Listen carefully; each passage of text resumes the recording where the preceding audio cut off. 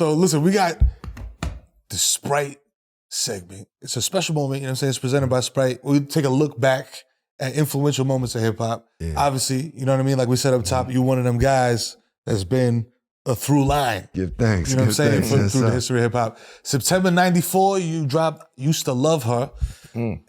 Staple, classic. 30 years later, still goes off. You know what I mean? Movies have based the plots on this song.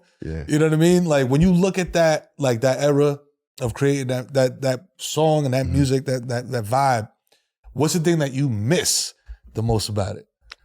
Man, I think for me it was like a innocence and a purity in writing that at that time, because you don't know as much. It's like all you know is you just want to be dope and you want to say something fresh. I wanted like De La Soul and KRS to know who I was. Right, I wanted, you know, that was part of the drive. And for me, I think, you know, once you experience a lot of the industry and go through a lot of stuff, you can lose your drive for the art of making the music. You know what I'm saying? Because there's so much other political stuff that drains you, and you're like, man, I ain't inspired by that. But you know, you had those moments where you remember why you loved it and what you came into the culture for and what it meant to you. And like, thank God, like I've been able to have another one of those moments. So that's why I'm excited about the music I'm doing now. But I did love like, at that time, I ain't know do a 16 bar verse. I ain't even know, like, you know, I just was rhyming, you know. I'm learning about, you know, what song structure is. It's kind of fun to not know everything and just be free in the writing like that. So I miss that. And I just miss being able to take a record up to a radio station. If the DJ like it, he or she could just put that joint on. That don't exist no more. Like, you know, it's a whole nother political game. And did you know that joint was gonna, like the theme of it, like the double entendre, you know what I'm saying, was gonna hit the way it did. When I wrote that song and I was like, you know, using hip hop as a woman, and at the time I'm like 19 or 20 somewhere, my homie I remember looking at my homie through the booth while I was rapping. I was sitting down rapping it, blah, blah, blah. And he was scrounging up his face like, why this dude talking about this girl? Like, cause we was young niggas and he like, why is he doing this love song? Talk about how fresh you is. Talk about how ill you rap. And he like, why is he doing this? And then when I got to the end, he just like covered his face like, oh shit, bro. And that, for me, that kind of gave me a signal like, man, some people go respond to this. Yeah. Like because he was the audience. We all grew up listening to the same hip hop. What I thought was dope, he kind of thought was dope. So the way he responded, I was like, man, that's what I wanted. I wanted something like, as an MC, I wanted to do something that was like, man, different, but also just still grounded in hip hop. And, you know, I don't know, later on I started loving movies like The Usual Suspects and different movies that like where you don't even know the ending. And that's how I felt I Used to Love Her wasn't. But at the time, I can't front, I never knew that, like you said, that they eventually like would write a movie. Brown Sugar was based on I Used to Love Her. And you know that people would bring that up later, but you just write from the place of like, man, I want to write this story. This means something to me. Oh, damn, this dope. I'm gonna use a woman to represent hip hop. And they might not know till the end of the song. That's all I really wanted to do, but I'm grateful that we could talk about it 30 years later. Hey, bro. You know, Young Mero heard, because who I'm talking about, y'all, is hip hop, and was like, yo, come on, bro. That's what we need to do. Bro. Yo, Broadway. You said, that's a dope play. You said, let's go get the team. You gotta go get the team. Let's get it. That'd be a dope play, though, man. No, that would be dope. 100%. That would be dope. We gotta work on something like that. You about to do an album with Pete Rock. Yes, sir, man. So I know what type of time it is when you and Pete Rock linked up. Like I saw an interview when you got excited about this next album coming with Pete Rock. I'm about to smoke 2 ounces to that shit. Is it because of the timing? Is it because of the type of zone that you're in, the type of zone that Pete Rock is in? Yeah. Because it's all about timing. That is very true.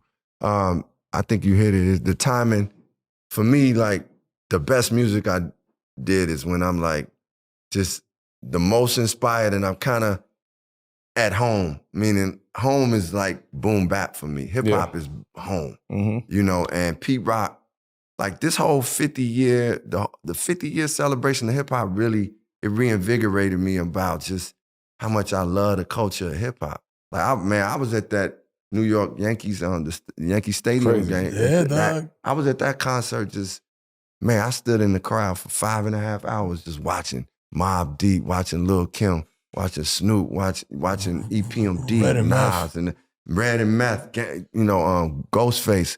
I was like, man, and I was just like, I felt the joy of what this music is, and seeing like all these people in Yankee Stadium enjoying it. I was like, man, it's still an appetite for hip hop. It is, and even like me at being in the game for as long as I have, I was like, if I deliver something that I know what niggas like as far as lyrics, I know what I like as far as lyrics, and I got Pete Rock beats, it's some people out there that'll want that. And Pete, one of the things is when I connected with him, it just took me back to, we ain't make music that's like, oh, this throwback music, but it took me back to the creativity of like just being like, man, he listening to a record, oh, we gonna sample this, I get the beat and go start writing, then he start building and putting some scratches to it.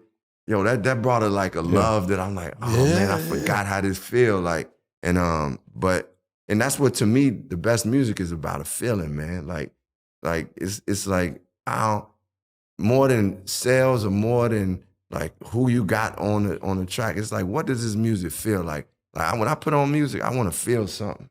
You know what I'm saying? And I feel like what we created is the boom bap, soulful music that Pete Rock, it don't sound like no throwback. It sounds like fresh and now, but it's got the spirit of what he had created from back then and in the 90s, but it's new and it's fresh. And I'm geeked up. We releasing our single real soon, and man, he created we got something, bro. Yeah, shout out to Pete Rock. Because he's one of them, like you said, like he's one of them rare ones that can do a sound that feels familiar, but it sounds new. If that makes sense. You know what I'm saying? For sure. It feels like, yo, this felt new. Like that's what I was like.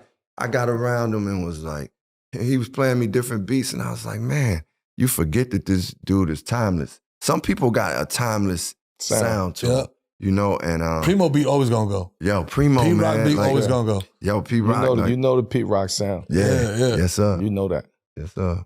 I'm excited for that project. Man, thanks, bro. I'm geeked. I can't wait to. I was just listening to Ghostface got an album out right now. Yeah. With that vibe though. Yeah. Like today, but with that soulful. Like, Ghost. That album is crazy. Ghost be going to the soulful places. He was one of the dudes that, like, from the beginning, the Wu obviously brought that, but to hear that now, man. I was listening to some of his joints. It's like, oh man, this. When Griselda and them cats is like, they drop music, you like, they got that too.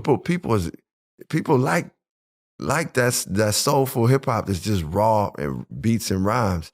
And man, Ghostface, he always delivered that. That's crazy. So I'm looking forward to the common Pete Rock. You know what I'm saying? He's looking good. And he a Knicks fan. Cop it on vinyl. Pete Rock a diehard Knicks fan. He be wilding on it. Yeah, let's go, baby. Yo, he a super Knicks fan, yo.